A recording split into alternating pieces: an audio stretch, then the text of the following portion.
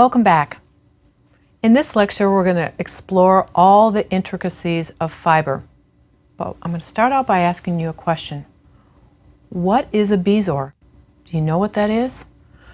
Well, when we look at examples of fiber gone wrong, I'm going to tell you a bezoar is fiber gone wrong. I had a patient one time who had pretty advanced diabetes, but he read something in the newspaper that said, you know what? If you have diabetes, a great way to control your blood sugar is additional fiber. So in his wisdom, he decided he would start taking fiber supplements. Well, what complicates this story a little bit is that with long-standing diabetes, your stomach gets a little bit fussy and doesn't empty very effectively. So what ended up happening to this gentleman was, as he increased his fiber, and it was through a supplement, not through natural foods, as he increased his fiber, the fiber couldn't leave the stomach and coalesced or stuck together in a ball, causing the obstruction of his stomach, the connection of his stomach to his small intestine, and that is a bezoar. If you have a cat, you might relate to this. It's like a hairball in a cat, but it's a fiber ball in a human.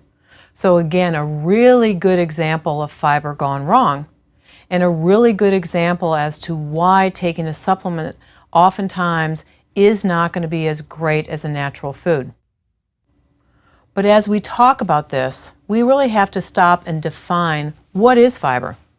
Lots and lots of different definitions exist depending on who you look at.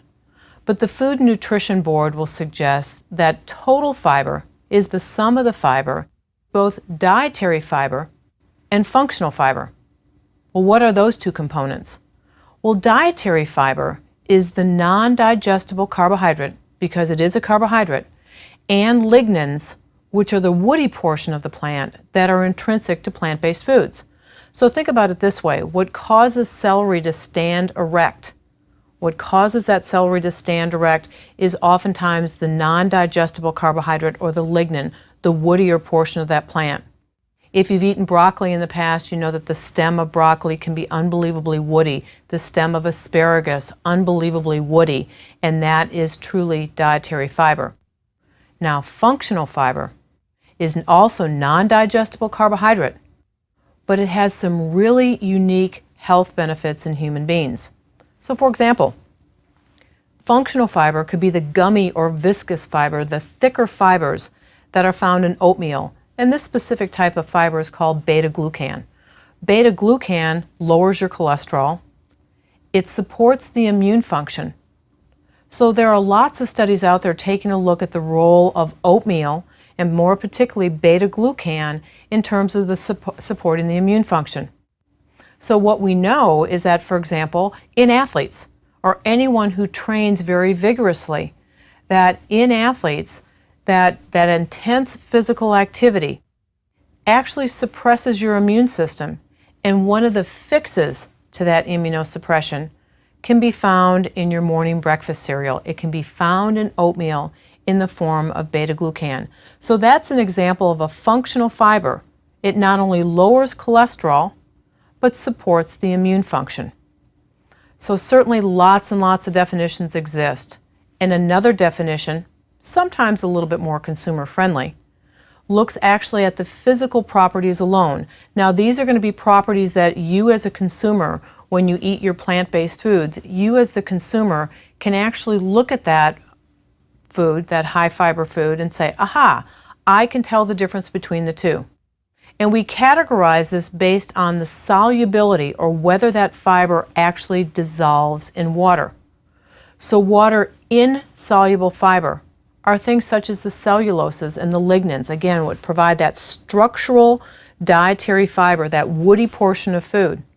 So you can see that, you can pull the strings off of that celery, and you're pulling off some of that water-soluble fiber. Now, it doesn't mean that that fibrous food doesn't absorb the water, maybe become a little bit more firm, but that's different than becoming soluble in water. And these are fibers that absorb and hold the water. So the example of oatmeal is going to hold true. But let's think of some others. So for example, in holding the water, red beans, white beans, garbanzo beans, When you cook them in water, they break apart, they absorb and hold the water and become a little gummy or a little gel-like. These water-soluble fibers are going to hold and absorb water. So again, we can look at it in a variety of different ways. We can look at the technical definition, dietary fiber versus functional fiber, or we can look at the properties of that fiber. Is it soluble in water or is it insoluble? Well, to further that definition, fiber is going to be found in complex carbohydrates. Now, it is a carbohydrate, but it doesn't have 4 calories per gram. So in previous lectures, we've defined carbohydrates as 4 calories a gram. Fibrous foods are going to be found in complex carbohydrates, so they're classified in that carbohydrate family.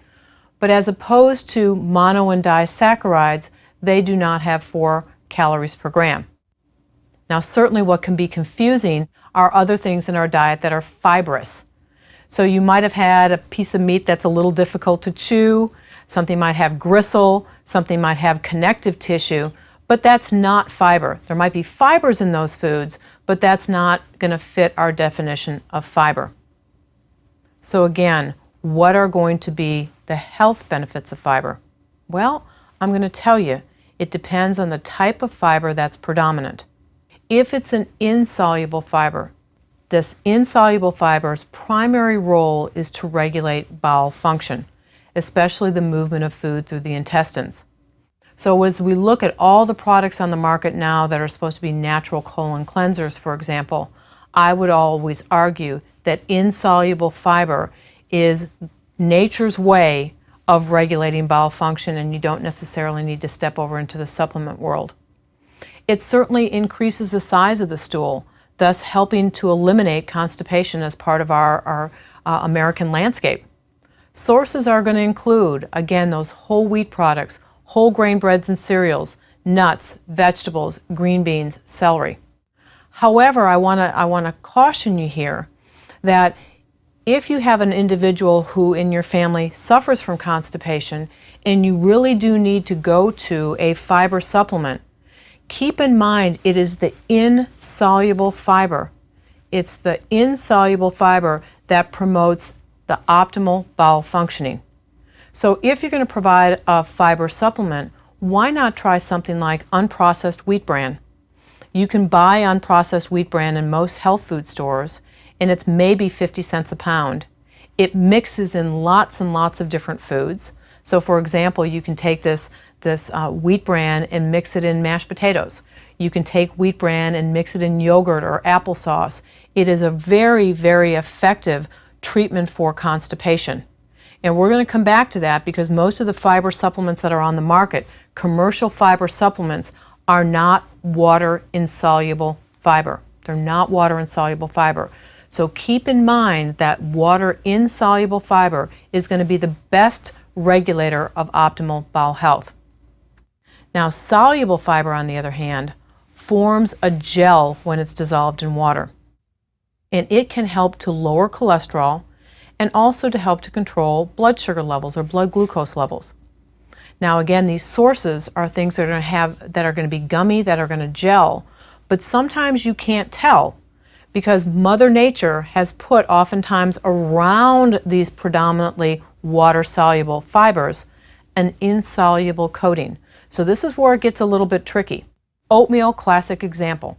Peas, again, the inside of the pea is predominantly a gummy or jelly fiber, but it's protected from its gummy or gelling function by that wonderful outer coating. Beans, red beans, pink beans, in the state of Texas it's always pinto beans, again have that wonderful fibrous coating, but when they break open in the water, you're releasing that water-soluble fiber.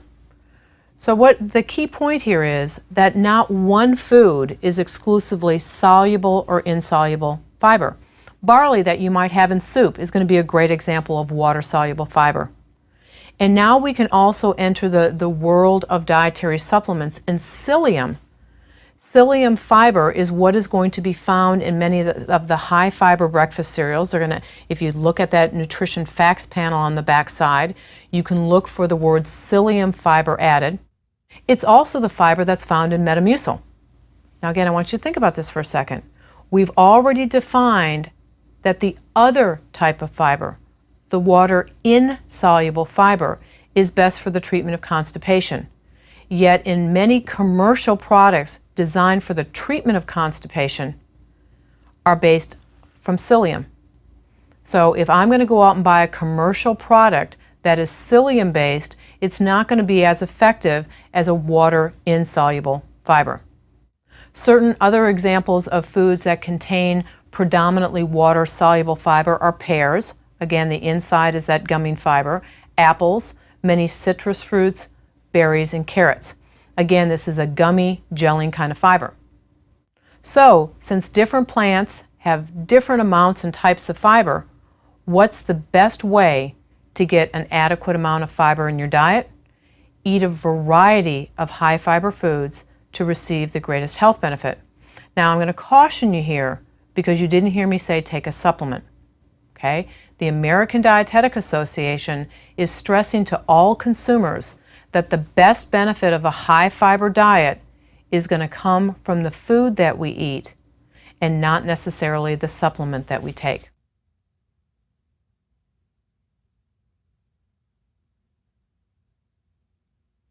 So what are the benefits of a high fiber diet? Let's take a little bit more detailed look. Now we talked about this bulkier stool. A softer, bulkier stool is easy to eliminate. So think about this for a minute here. That if indeed I'm babysitting my grandson or daughter, or if I have issues with this myself, that I'm going to have to work hard to add some additional high fiber foods. Now, given the list that we just went over, there are going to be many children, for example, who don't like those foods or will eat those foods in a more processed form. So, for example, as we talk about the benefits of applesauce, there is still going to be fiber in whole apple or in applesauce, but when we get to the apple filling that is found in many of the energy bars, cereal bars, that really is more like a jelly that is not going to be a good source of fiber. So as we process that food, when we get down to the most highly processed, we're really not looking at a source of fiber anymore. So an apple is going to be a great example. Either the whole apple or applesauce are great sources of fiber. So your grandson or daughter may really enjoy applesauce, doesn't really like the whole apple, always wants it peeled. But again, don't transition that to what happens if I get an apple filling in my toaster strudel in the morning.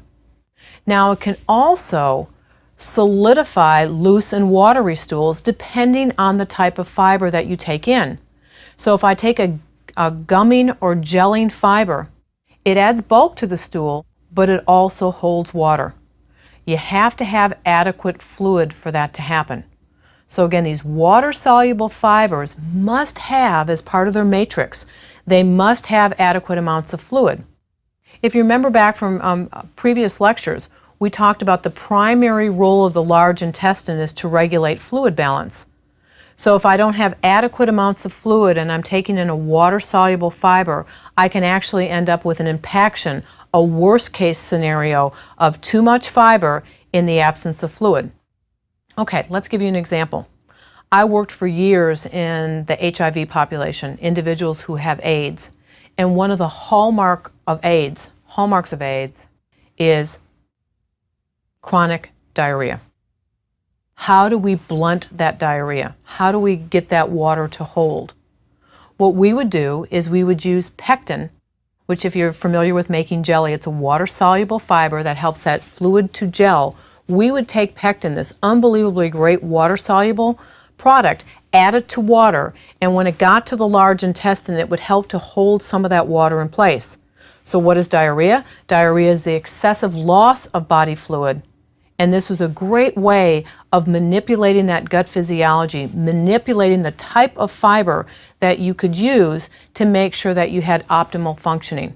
So I could blunt some of the fluid losses in my clients who had HIV disease by getting that water held in the large intestine. Another example, as you might be familiar with, is that maybe 20 years ago we talked about what was called the BRAT diet, B-R-A-T, the BRAT diet that was used for the treatment of diarrhea. Well, it contained bananas, it contained rice, it contained apples, And depending on whose research you read, some people would advocate tea and others would say that that tea stood for toast. But if you looked at that, you were predominantly providing water-soluble fibers for the management of any kind of GI disorder, and in this case, diarrhea. It can also help to promote digestive health in other ways. It can lower the risk of hemorrhoids. If you're not straining to have a bowel movement, you're much less likely to have hemorrhoids. Certainly in our country, the prevalence of irritable bowel is, at least in some thoughts, in some schools of thought, the irritable bowel, that alternating constipation and diarrhea, can be based on the fact that your gut is not moving as seamlessly as it needs to be. So I think the challenge is in irritable bowel to make sure that you have adequate amounts of mixed fiber. Diverticular disease is formed when the gut has little outpouchings, or in the wall of the large intestine, little pockets form from the straining to have a bowel movement, and certainly there are going to be multiple recommendations on you can prevent diverticular disease, you can prevent the outpouching of that large intestine by increasing the amount of fiber that you have in your diet. Now also, in countries where people consume large amounts of fiber lifelong, there is little digestive disease. So keep in mind, in the United States, what we are always trying to do is a quick fix to a problem. But I'll remind you over and over again that your bodies remember what you do most of the time.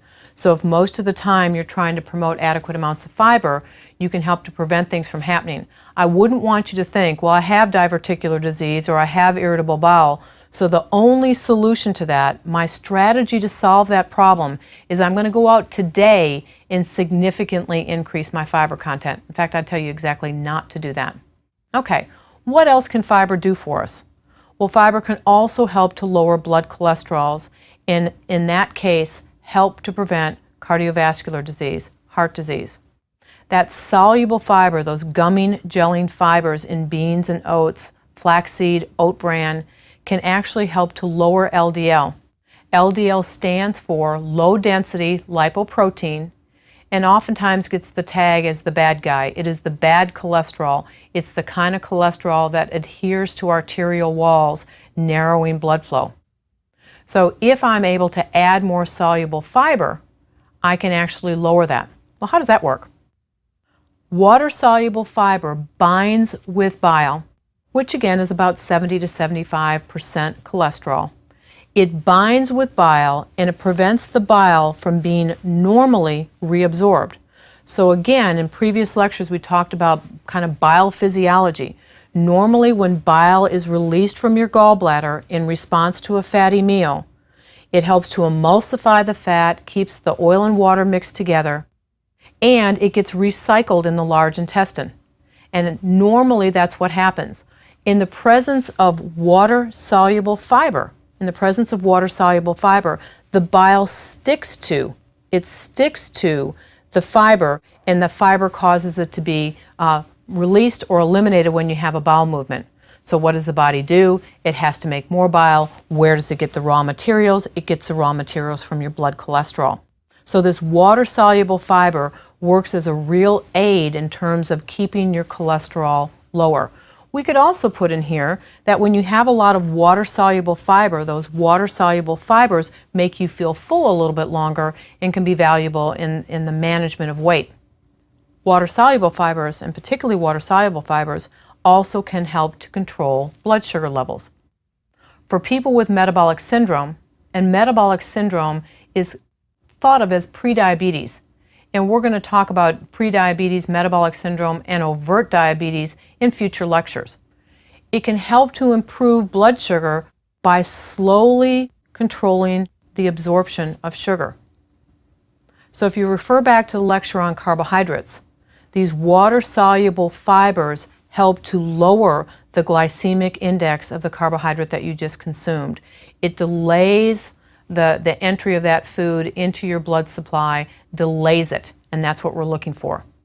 So certainly we may be able to reduce the risk of developing type 2 diabetes by controlling blood sugar levels, and it's due to the fiber, and because whole grain foods, these wonderful whole grain foods, are a source of magnesium, which is lost in the processing of whole grains, and it's not going to be added by fortification. Additionally, these water-soluble foods help us to feel full, satisfied, and controlling our weight. So you can see a lot of commercials out there, a lot of advertisements for eat oatmeal in the morning. It really helps to promote weight control. And there is some science to suggest that these water-soluble fibers actually stay in your stomach a little bit longer. They stay in your stomach a little bit longer and therefore help in that natural feeling of fullness. Keep in mind, however, just like my first example, my man who had that poor gastric emptying time and developed a Bezor, he was taking a water-soluble fiber supplement. And what did that do? It delayed the gastric emptying time. It delayed his stomach emptying time. And lo and behold, it stuck around in the stomach too long and coalesced or gelled into a fiber ball called a Bezor. Additionally, by consuming these types of fibrous foods, it requires that you chew your food. It requires that it takes a little bit more effort to get the calories to where they need to be. The more I chew my food and the longer it stays in my gut, in my stomach, the more likely I am to feel full. It allows your body, again, to signal when you are full, so overall food intake is lower. So as part of any weight reduction strategy, having more fiber in your diet of both forms, soluble and insoluble, more fiber in your diet can promote overall fullness, and ultimately, because you have a volume sensor in your stomach, not a calorie sensor, you have this volume sensor, the longer my stomach is dilated from these high fiber foods, it sends chemicals to your brain.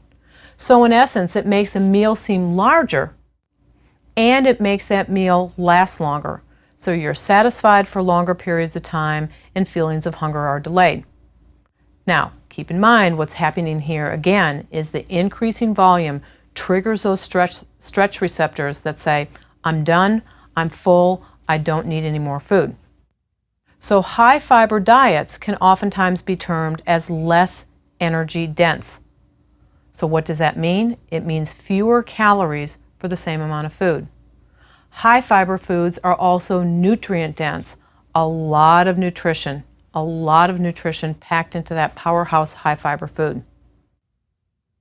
Now, the jury is still out regarding the effect of a high fiber diet in the management of colorectal cancer. The results of studies vary.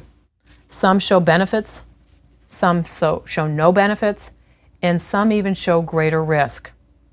So a lot of this depends on where in that process of cancer development that you are. So the best prevention of colorectal cancer is a healthy diet along with regular screenings. So if you're tempted to look at the latest, greatest, whatever is in the newspaper regarding fiber and colorectal cancer, keep in mind a healthy diet is always going to be advantageous, but is never going to prevent you from staying away from your doctor and getting that regular screening for colon cancer. Now the challenge is, how much fiber do you need? And according to the Institutes of Medicine and that Food and Nutrition Board, recommendations for fiber are based on age and calorie intake. So for men and women under the age of 50, we're looking at 38 grams for men and about 25 grams for women. If you get older, survive past 50, we're looking at 30 grams of fiber for men and 21 for women. Well, why is that the case? The case is, for most of us as we age, we can tolerate less calories. So it's calorie driven here. It's calorie driven. Less calories mean that you have less natural exposure to fiber. Certainly we're looking at a combination of fiber types. We're not going to specifically say only soluble and insoluble, because as we've learned, there are benefits to both. We don't want to eliminate one at the expense of another. So I wouldn't want you to think, you know what, for an overall healthy diet, I've got a strong family history of heart disease, I'm only going to eat water-soluble fibers. That's not the best strategy. The overall strategy is, when I'm looking at how many grams of fiber, I really want to concentrate on total fiber, and the types of fiber are going to work out in the wash. Well, what are high fiber foods? Cup of raspberries, 8 grams of fiber. Well, if I need between 21 and 25, this is a really great option to add to my oatmeal. My oatmeal is going to be 4 grams of fiber. So if I have a cup of berries and a cup of oatmeal, I've got approximately plus or minus half the fiber content that I need for the day. A pear is going to have 5 grams per fruit. Now keep in mind that pear has that outer fibrous coating, so that's a water insoluble fiber. The inside of the pear, the softer portion, is actually where the water insoluble fiber resides. Broccoli, cup of broccoli is going to have about 2 to 3 grams of fiber. So again, we've got these wonderful powerhouses. Now, be careful when you look online for the fiber content of food. So you can go to the internet today and find numbers that are different than the ones that I just gave you. A lot of it depends on the database that was used. That's why I was careful to let you know this is the Institute of Medicine Food and Nutrition Board. Sometimes it's the database. The database may not be comprehensive enough to have the fiber content of all foods. So when you type in your little diet history into the computer, it shows that you have a lot of missing values for fiber in food. It just means that the company that provided that database didn't put the fiber content in. It doesn't mean that you're not consuming it. So I find that's a real challenge for people who use online nutrition programs to evaluate your diet. And in the evaluation of your diet, you may erroneously think that you need to take a fiber supplement when actually it's a flaw of the database. Okay, so what are our simple tips? How are we going to increase the fiber content of your diet? Well, eat fruits and vegetables with the peel if possible. Okay, eat them with the peel. Add lentils, black beans to casseroles and salads and mixed dishes. One of my favorite strategies when I go to a salad bar is they're always going to have some kind of bean dish, and maybe it's a 3-bean salad, maybe it's black beans off to the side, maybe it's garbanzo beans. That would be a great way of just amping up the fiber content of that salad, adding a little bit more fiber to the wonderful greens and the other things that you're adding. Salad bars are actually great places to go to enhance the fiber content, because you could also put in nuts and seeds, and that would be another great as well as delicious way to add some crunch and some fiber to your salad. Now use brown rice instead of white rice. The biggest barrier that I see to people using brown rice is the time it takes to fix it. So here's a couple tips. You can actually use instant brown rice, and instant brown rice has a great fiber content. There are now little individual packs of brown rice, prepared brown rice, that you can pop in your microwave for 90 seconds. So if you live alone, or you don't want to do a lot of cooking, or you don't want the huge volume of brown rice that is made if you cook it like in a slow cooker, you can actually just have a little bit of brown rice by using one of those microwave packages. Choose high fiber breakfast cereals. Now I will tell you, for a lot of folks, particularly women who are managing calories, high fiber breakfast cereals become the salvation to the fiber dilemma. Keep in mind that these are whole grain cereals that oftentimes have additional bran, or in the case of some cereals, have additional psyllium added. So again, the total fiber on the label may say 13 grams, and depending on what it was added to that cereal, bran versus psyllium, you would have predominantly water insoluble with the bran and water soluble with the ones that have added psyllium. Now, what about sugary breakfast cereals? Well, one of the things that's happened in the last couple of years is that many food manufacturers are trying to use more whole grain to their traditional, what I call children's breakfast cereals. And so there may be a little bit more fiber in those cereals than maybe in the last 4 or 5 years. Now, the challenge is, if you're relying on the vending machine for your good nutrition, the chances are you might have to bring your own higher fiber snacks. And so you can find higher fiber cereal bars and other things along those lines. Now, frequently asked questions. Fill in the blank. Somebody in my family hates vegetables. How do I prepare meals to add more fiber but to avoid the complaints? Well, I'm not a real big fan of hiding vegetables in food, but actually there's a wonderful strategy where you can take potatoes and cook in an equal amount of cauliflower, puree or put in the cauliflower in your food processor and mix it with the potatoes. I know it sounds odd, but the potatoes kind of mask that cauliflower taste, and I've done that for years in my family, and they didn't know they were eating cauliflower because I mixed them with another white food, potatoes. What about fiber-rich choices when I eat out? Well, always think fruits and vegetables and whole grain cereals. Again, the salad bar is a great place to add it. If you have the option when you go to a restaurant to doubling up your vegetable side that you get with your entree, always think, is there a way that I can get more fruits and vegetables. Now, another strategy is think about your dinner plate as a circle and think 3/4 of that dinner plate should be predominated by whole grains and fruits and vegetables. Only 1/4 of that plate should be the protein-rich food. So when you think plant, by definition, you are thinking fiber. When you think unprocessed plants, more fresh fruits and vegetables, you're thinking even more fiber.